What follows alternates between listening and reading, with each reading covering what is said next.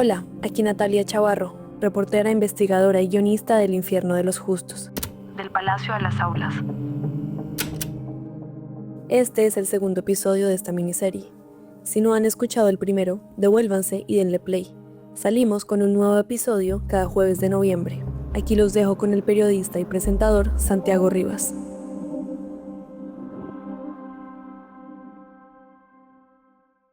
Para noviembre de 1985, Ximena Tapias del Port tenía una triple condición. Era estudiante de Derecho en la Universidad del Rosario, ocupaba el puesto de secretaria en la misma facultad y además era hija de un magistrado de la Corte Suprema de Justicia, Hernando Tapias Rocha. Su padre, su abuelo y sus tíos caminaron la senda de la profesión jurídica. Entonces creo que llevo el tema en la sangre y cuando uno lleva el tema en la sangre puede tener vocación o no. Yo tenía vocación. Antes del 6 de noviembre de 1985, el ambiente en la casa Tapias del Port era tenso. El promedio de asesinatos de jueces y abogados era de 25 por año. Varios magistrados de la Corte Suprema y del Consejo de Estado, incluyendo a Tapias Rocha, recibieron amenazas por parte de los extraditables, narcotraficantes que se oponían al tratado de extradición entre Colombia y Estados Unidos. Si la Corte aprobaba su constitucionalidad, se abría la posibilidad de que los narcos fueran enjuiciados en Estados Unidos. El magistrado Manuel Gaona, quien sería el ponente del fallo, recibió, por ejemplo, esta amenaza de muerte. El tiempo es inexorable y usted sabe muy bien que el plazo que le fijamos está próximo a vencerse y todo parece señalar que no le interesa su seguridad personal y la integridad de su familia. Recuerde que no admitimos otra traición, ni vamos a tolerar que el grupo del externado, esa mafia que usted dirige y orienta, salga a defender tesis diferente a la de la inconstitucionalidad del tratado. Además, el 17 de octubre de ese año, 2 guerrilleros del M-19 fueron capturados en posesión de planos para identificar el interior del Palacio de Justicia. Varios periódicos y revistas de alta circulación publicaron la noticia. Estas circunstancias llevaban a que el magistrado Tapias repitiera, por esa época, que haber elegido la carrera como juez traía consigo un riesgo inherente. En esa época la justicia se consideraba la cenicienta de los poderes públicos. Mi papá no tenía carro, digamos, oficial, ni había ningún tipo de escoltas. Uno vivía como en un estado de prevención, diría yo, y en el caso pues particular ya nuestro, con miedo. Ximena escuchaba estas quejas por la seguridad en las reuniones de los juristas cercanos, de los jueces que eran colegas de su padre, pero la realidad es que la vida seguía y ella tenía que asistir a la universidad y su padre debía seguir ejerciendo su cargo como magistrado y profesor de la Universidad del Rosario. Para Ximena y su padre, la rutina diaria se veía así. Yo me iba siempre con mi papá por la mañana, salíamos de la casa hacia las 6:15 de la mañana. En ocasiones recogíamos a algún compañero mío, algún estudiante. Mi papá me dejaba o nos dejaba en la universidad y él seguía con su carro hacia el Palacio de Justicia. Esa misma rutina se repitió el 6 de noviembre, pero ese miércoles, antes de que su padre tomara rumbo al palacio, también coincidían como profesor y alumna. De hecho, el día de la toma, mi papá fue a clase y me dio clase. Y él salió de clase y me dijo, voy a la oficina, voy a dictar una sentencia. Y yo tenía consejo académico. Ximena tuvo la reunión en decanatura junto a Consuelo Sarria, la decana de Jurisprudencia del Rosario, el profesor Álvaro Copete Lizarralde y una secretaria académica. Y en un momento dado llamaron a la decana, golpearon a la puerta, la decana salió y volvió a entrar. Y se sentó, continuamos, digamos, como en el orden del día, y volvieron a tocar a la puerta. Ella volvió a salir y se asomó a la puerta y me llamó. Ximena, parece que se tomaron el Palacio de Justicia. ¿Cómo así? O sea, ¿qué quiere decir esto? Toda la sala se puso de pie. Intentaban entender qué era lo que pasaba en la Plaza de Bolívar a un par de cuadras de la universidad. Quedarse sentados no era una respuesta prudente ante la magnitud de la noticia. Ximena sabía que su padre estaba en su oficina que quedaba dentro del palacio e inmediatamente corrió en dirección al teléfono para llamar a su despacho. Y no hubo respuesta. No hubo respuesta y mientras yo estaba, digamos, tratando de comunicarme, empezaron a llegar mi hermana y otros hijos de magistrados, de los que estaban estudiando en el Rosario en ese momento, pues que eran varios. Para obtener noticias sobre su padre, a Jimena se le ocurrió llamar a la oficina del magistrado Nemesio Camacho. Aunque Camacho le contestó, no tuvo razón de su padre, pues ambos trabajaban en pisos diferentes del palacio y la situación era demasiado riesgosa como para ir a echar un vistazo.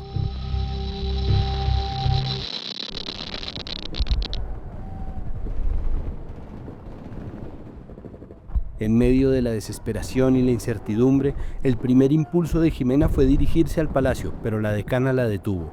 Los disparos se escuchaban cerca a la universidad, ubicada a unas cuantas cuadras, y el peligro era alto. Ante la situación, el consejo decidió evacuar la universidad.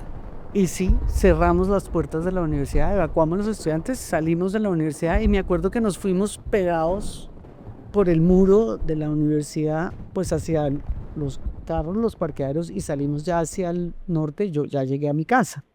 Empezaron las horas más complejas. Jimena se dirigió a su casa e intentó, junto a su madre y a su hermana, buscar alguna noticia sobre su padre, alguna prueba de supervivencia, pero la comunicación con los funcionarios del gobierno fue imposible en esas primeras horas. Entre los hijos de los magistrados, que se conocían por ser casi todos estudiantes, empezaron a recabar información para ver si el uno le daba al otro algún indicio de lo que ocurría con sus familiares.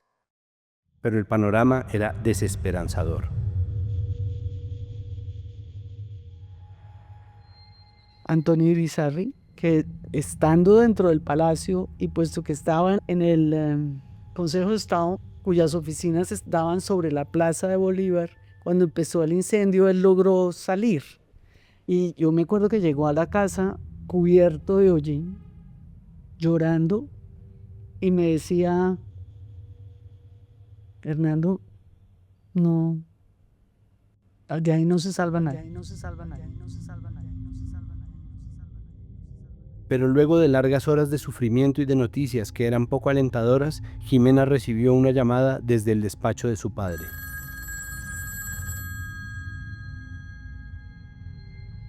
Él llamó a la casa. Lo que le pasó fue que él llegó a la corte, a su oficina, que me había dicho que iba a ir a dictar una sentencia, y desconectó los teléfonos para dictarle la sentencia a Amanda, su secretaria, que era taquígrafa. El magistrado Tapias estaba vivo. Durante varias horas se preguntó por qué los teléfonos de los magistrados se escuchaban timbrar a lo lejos excepto el suyo, hasta que recordó que él mismo lo había desconectado. Decidió quedarse acurrucado debajo de su escritorio en medio del fuego cruzado. Cuando recobró comunicación con su familia, les preguntó qué estaba sucediendo dentro del palacio, pues aunque había escuchado consignas del M-19, no se atrevía a salir de su despacho. Tampoco tenía acceso a los medios de comunicación. Escuchar la voz de su padre fue un motivo de alegría para la familia, pero el peligro seguía latente. Yo creo que hay momentos de la vida que son claroscuros. O sea, la emoción de oírlo vivo y la angustia de saber, porque oíamos el traqueteo atrás.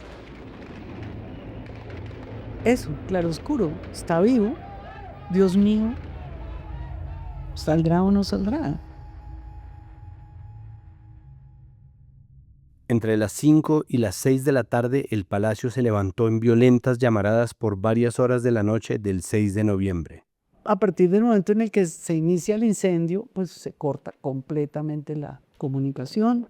Esto, noche antes fue terrible, de ahí para adelante fue peor, porque claro, lo que nos imaginábamos era, pues lo peor. ¿Qué es lo peor? Según el testimonio del magistrado Tapias, publicado en la revista 070 en 2012, durante esas horas su secretaria y él inhalaron tanto humo que debieron abandonar su oficina. Al bajar las escaleras se toparon con guerrilleros del M-19 que los tomaron como rehenes y los trasladaron a un baño que quedaba entre el tercer y el segundo piso del edificio. Junto a 30 civiles más y una decena de guerrilleros pasó una noche larga en la que hubo pocas horas sin balacera. A pesar de los gritos de súplica de los rehenes para que el ejército parara el combate y de los heridos, no hubo alto al fuego.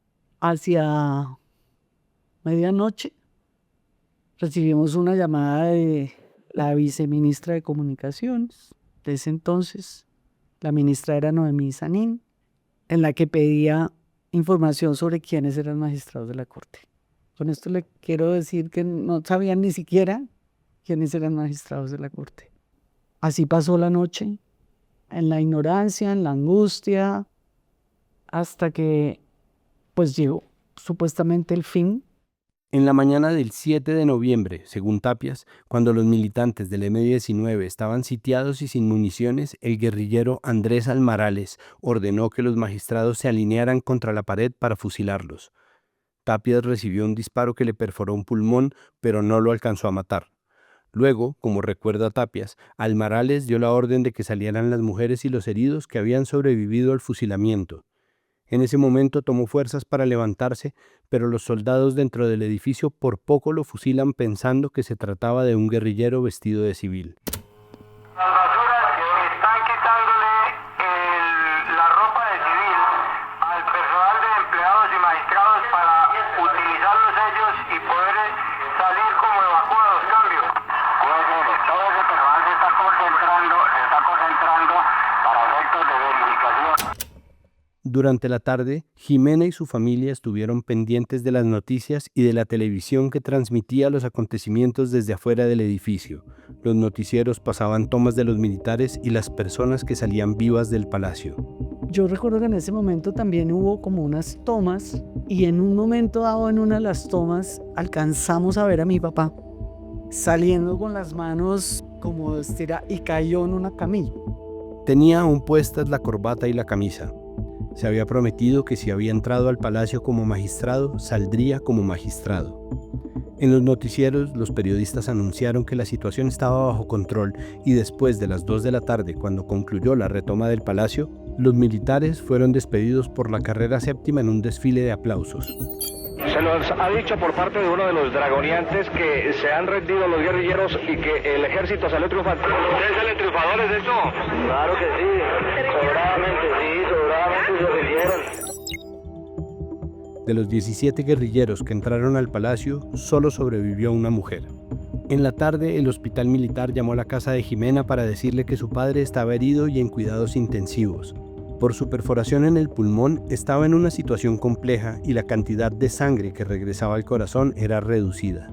En las 2 camillas contiguas también se recuperaban los magistrados Nemesio Camacho y Humberto Murcia Ballén. Pues los 3 cubiertos de hollín, negros de hollín. Y yo cuando entré, Nemesio me dijo, nos salvó la Virgen de la Bordadita. Eran los 3 rosaristas. Junto a Jimena también llegaron varios hijos de los magistrados para ver si sus padres aparecían en el hospital militar, si habían sobrevivido a la masacre. Pero llegaron muchos otros, como por ejemplo los Medellín, y ahí les dijeron, no, aquí no llegaron. Entonces creo que ahí la vida se parte un poco en 2, nosotros los que encontramos a nuestros padres vivos y aquellos que empezaron este camino de búsqueda en búsqueda para tratar de establecer a dónde los habían llevado.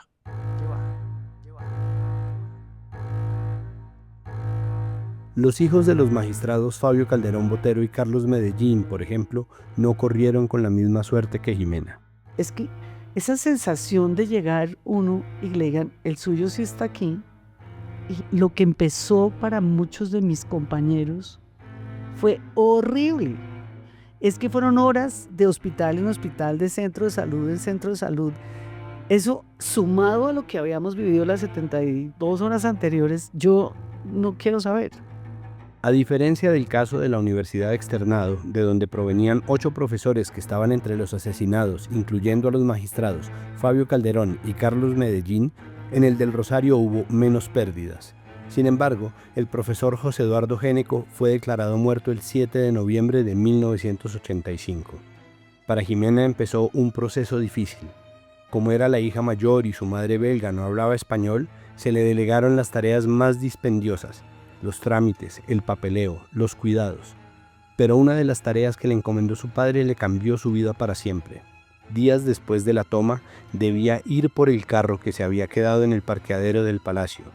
La noticia era que los estaban desvalijando.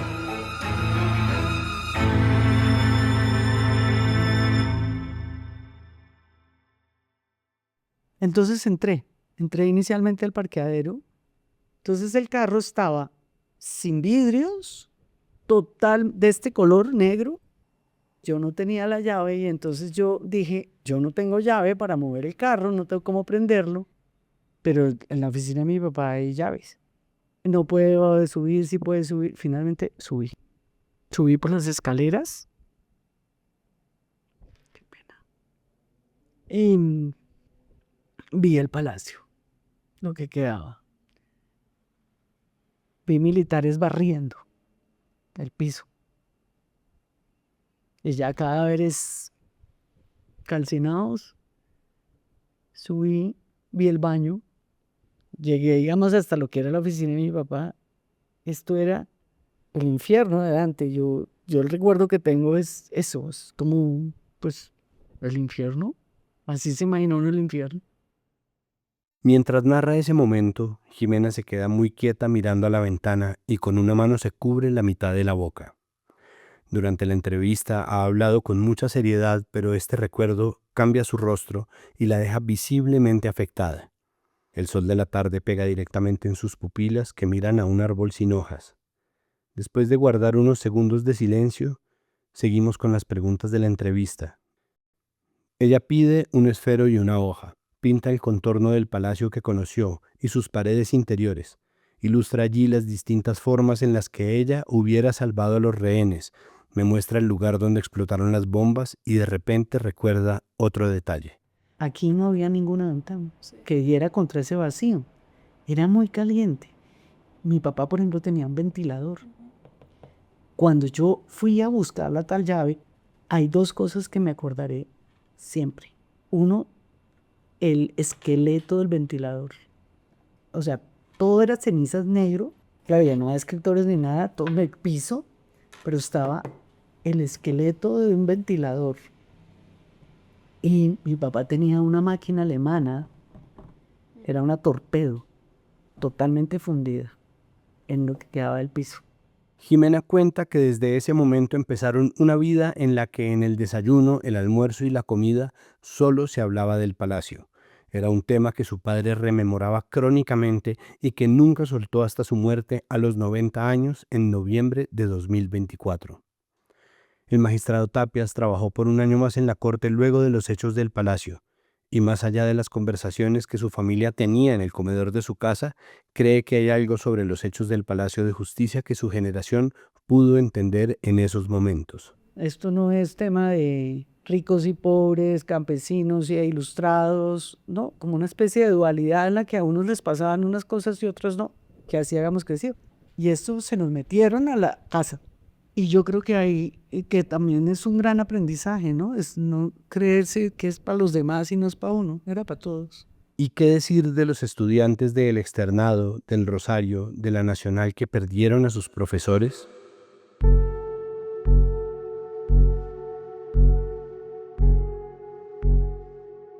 Es que si a usted le matan sus profesores y de alguna manera los ideales por los que usted consagra su vida, esa gente era muy impresionante.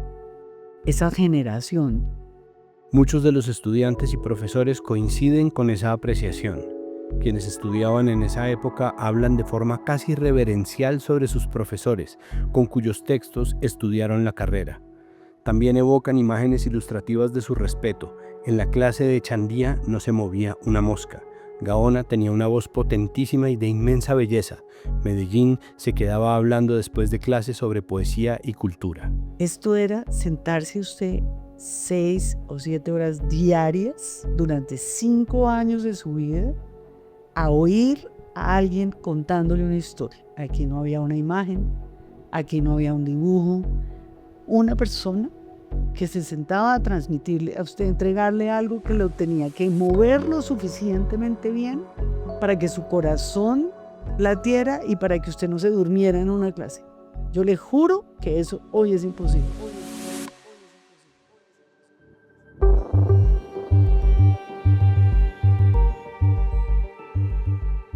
En el aniversario 40 de la masacre del Palacio de Justicia presentamos El infierno de los justos, del palacio a las aulas.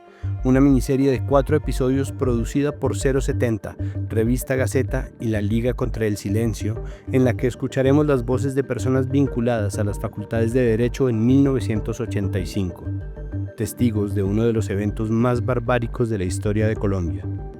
Yo soy Santiago Rivas, narrador de esta serie. Este es nuestro episodio 2.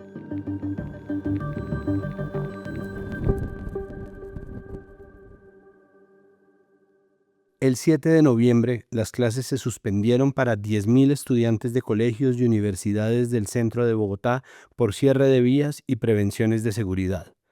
A pesar de esto, varios estudiantes y profesores del externado hicieron acto de presencia. No habían vuelto a tener noticia de los magistrados docentes de la Facultad de Derecho y la noche anterior habían visto por televisión cómo el palacio ardía en llamas. Además, en la mañana del 7 de noviembre continuaron los bombardeos del ejército. Durante el día, varios profesores se reunieron de nuevo en la casa externadista para escuchar noticias. En la tarde, la radio reportó que el operativo del ejército había finalizado.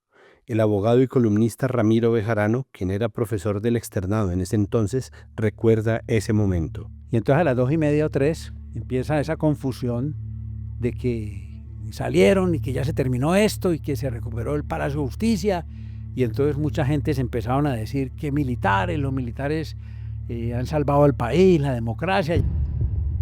Un sector del país consideraba que la retoma del palacio había sido un mal necesario para recuperar la institucionalidad.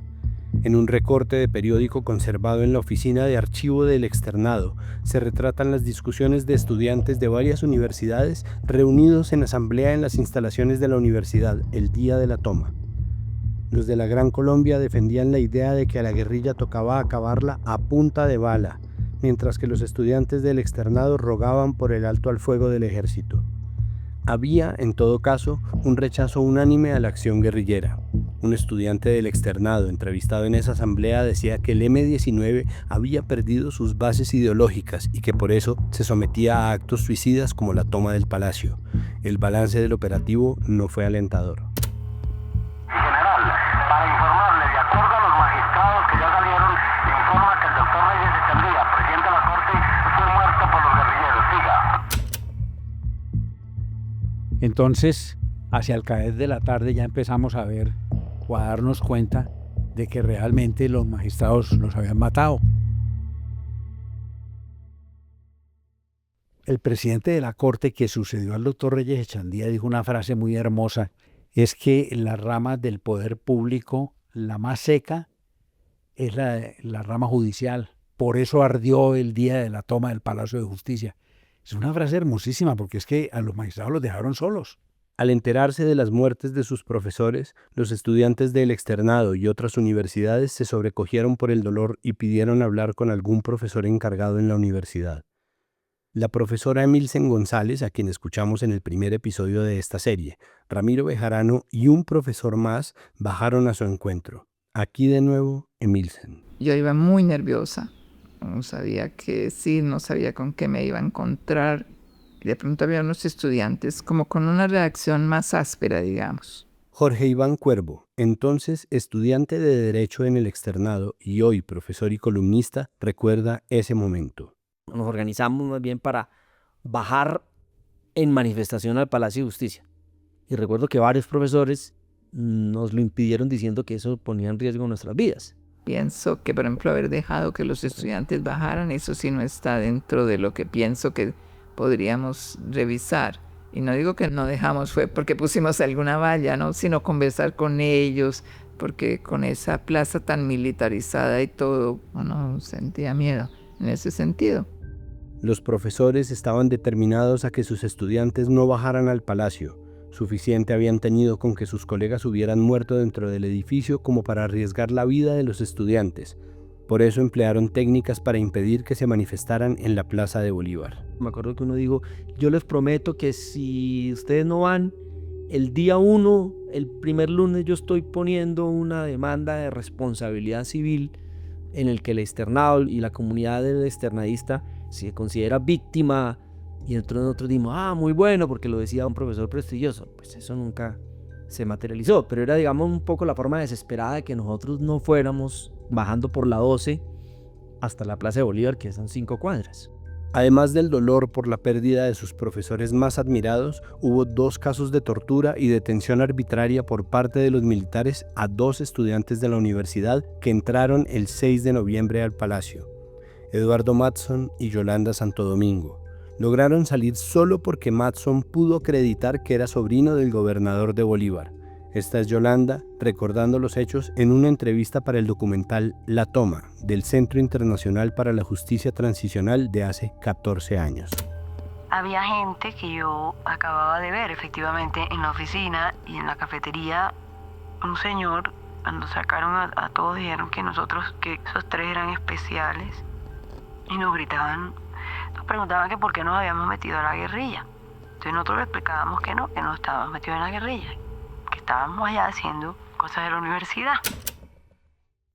Y si bien no eran compañeros míos, estaban un poco más adelante, pues uno sí sabía quiénes eran, ¿sí? Y eso causó también mucho impacto de que no solo profesores, sino estudiantes que estaban allá, estaban con riesgo de morir, de ser capturados arbitrariamente.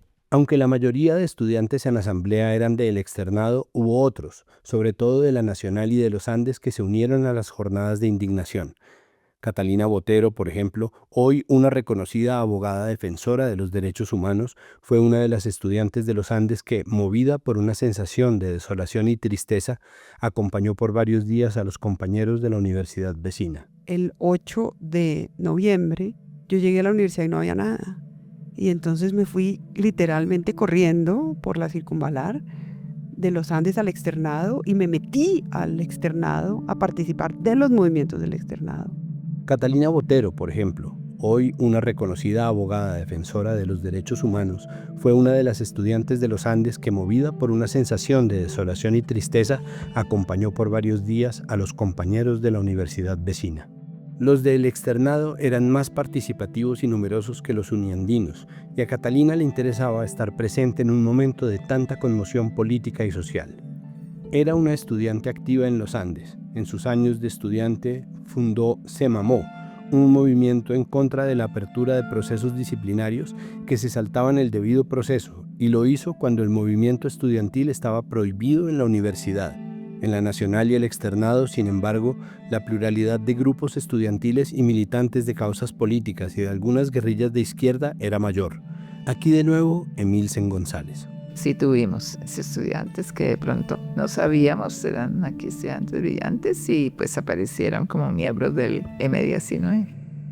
Muchos del M19 estudiaban con nosotros y por ejemplo, yo recuerdo que mi profesora de seminario constitucional, estando en clase, eso fue en el año 84, a mitad de semestre nos dijo: a partir de la próxima semana no vengo a clase porque voy a integrar las filas del M19, y se fue al M19. Luego de la toma, sin embargo, según varios de los entrevistados en este episodio, los militantes del M19 quedaron desterrados.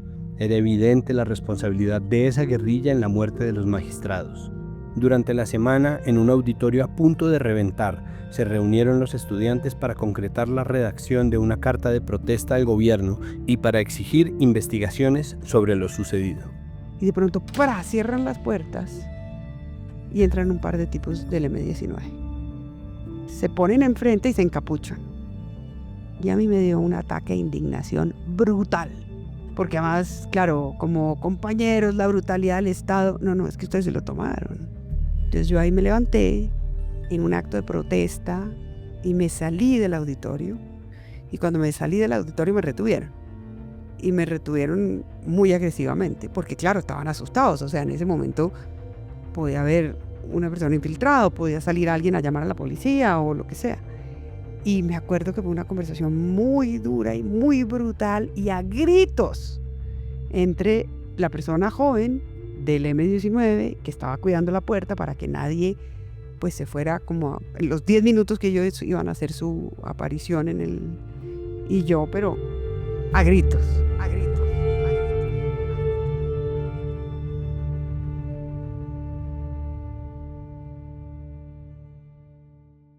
A Catalina le molestó que los militantes del M se atrevieran a intentar cooptar el movimiento estudiantil. Consideraba que no tenían razones para indignarse porque también habían sido parte de esa barbarie. Y condenaba aún más la acción del ejército, que no salvaguardó la vida de los rehenes ni dio espacio para ningún tipo de negociación. Y la del ejército es mucho peor, simplemente por una razón, porque uno le paga al ejército para que cuide los derechos humanos.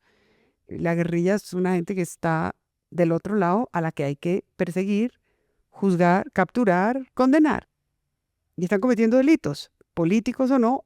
En algunos casos son delitos políticos, en otros casos en realidad son delitos comunes, pero hay que perseguirlos. Es que al ejército nadie lo persigue. El ejército se supone que está para defender derechos humanos y lo que pasó ahí pues no fue exactamente un acto de defensa de derechos humanos. En un comunicado publicado por los estudiantes en esos días se leía: habiéndose declarado el presidente de la República responsable de la dirección y manejo de la situación, pedimos, en consecuencia, que sea declarado responsable de cada una de las muertes que la masacre ocurrida en el Palacio de Justicia. Declaramos personas no gratas en esta casa a los doctores Belisario Betancur, al ministro de Gobierno doctor Jaime Castro y a los demás miembros del gabinete. En ese mismo comunicado declararon como personas no gratas al grupo subversivo del M-19. Por la toma del palacio nació una comunión de estudiantes que, sin conocerse, decidieron manifestar en conjunto su indignación, quienes creían en la defensa del Estado de Derecho y en las garantías constitucionales. Lo primero que quiero decirte es que no fue algo que fue un momento y se apagó, sino que de ahí surgieron muchas cosas y muchos movimientos y muchas ideas. De hecho, mis grandes amigos en la vida han sido las personas que yo he conocido en esos momentos. Por ejemplo, ese periódico estudiantil 6 y 7, que debía su nombre al 6 y 7 de noviembre, días de la toma y retoma. Durante su año de circulación se publicaron las inquietudes de los estudiantes sobre la democracia, el debido proceso, los ataques al Estado de Derecho. En una de sus páginas se lee: esa no es la forma. ¿Qué sucedió con el gobierno? O Belisario, muerto de pánico, optó por el avestruz y dejó a los militares encargarse de todo. Ciertamente, desalojar a 35 guerrilleros bien armados del Palacio de Justicia, salvando la vida de los rehenes, constituía un difícil reto para el cual se necesitaba un estadista capaz de asumir los papeles que la historia le otorgue. O abandonó su bondad paternal y afloró en él su juventud fascista.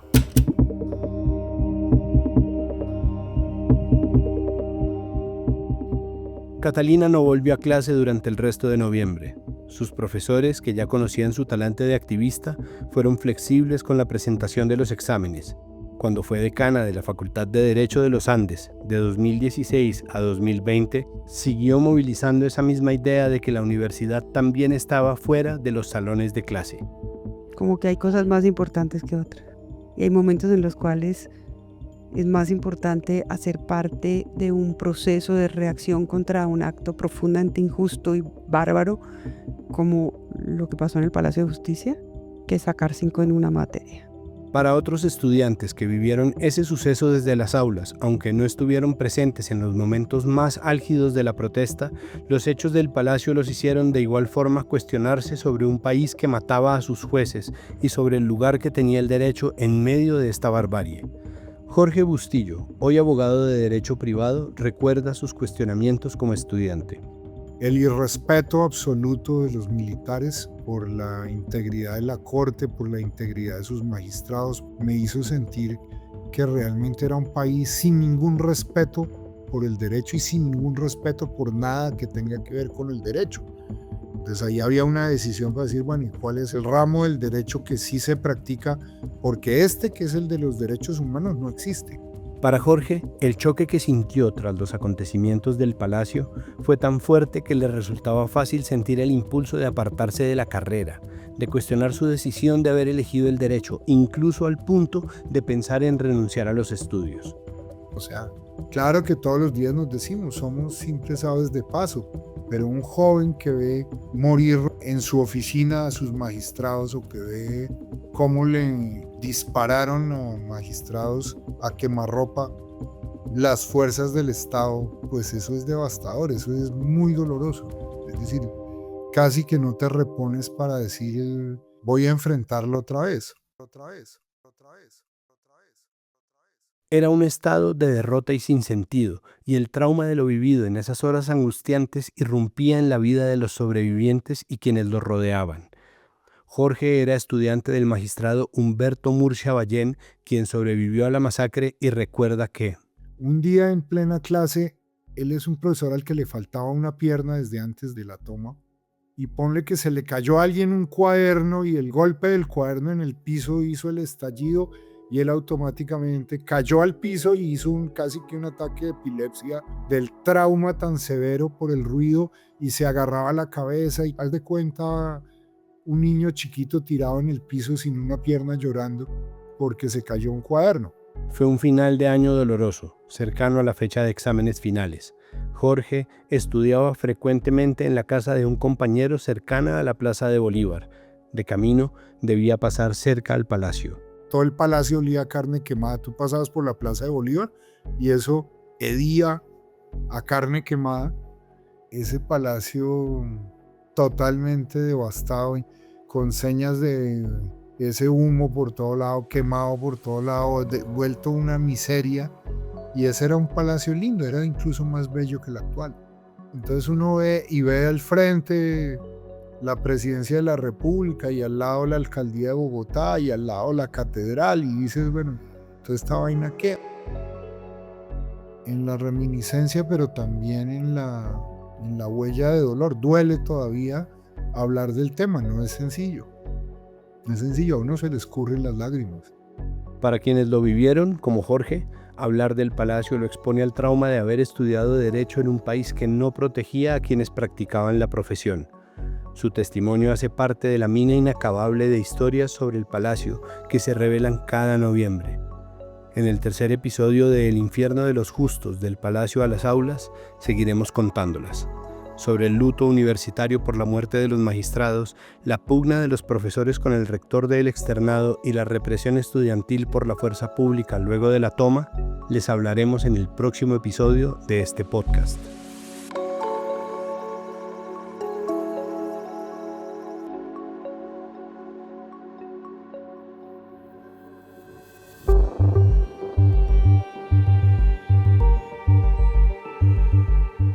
El infierno de los justos es una producción de 070 Podcast, Revista Gaceta y la Liga contra el Silencio. La investigación, las entrevistas y la escritura del guión fueron realizadas por mí, Natalia Chavarro. Adelaida Villegas fue asistente de material de archivo. El diseño de sonido es de Giancarlo Vega. La edición del guión estuvo a cargo de Santiago Narváez y Natalia Guerrero de 070. Natalia Ospina y Janet Valdivieso de la Liga contra el Silencio y Daniel Montoya de Revista Gaceta. El diseño de la serie lo hizo Isabela Londoño. La pieza museográfica montada con archivos de esta reportería la pueden encontrar en la colección permanente del Museo de la Independencia, Casa del Florero, a partir del 6 de noviembre. Su montaje estuvo a cargo de David de Salvador y Natalia Ospina. Hasta la próxima.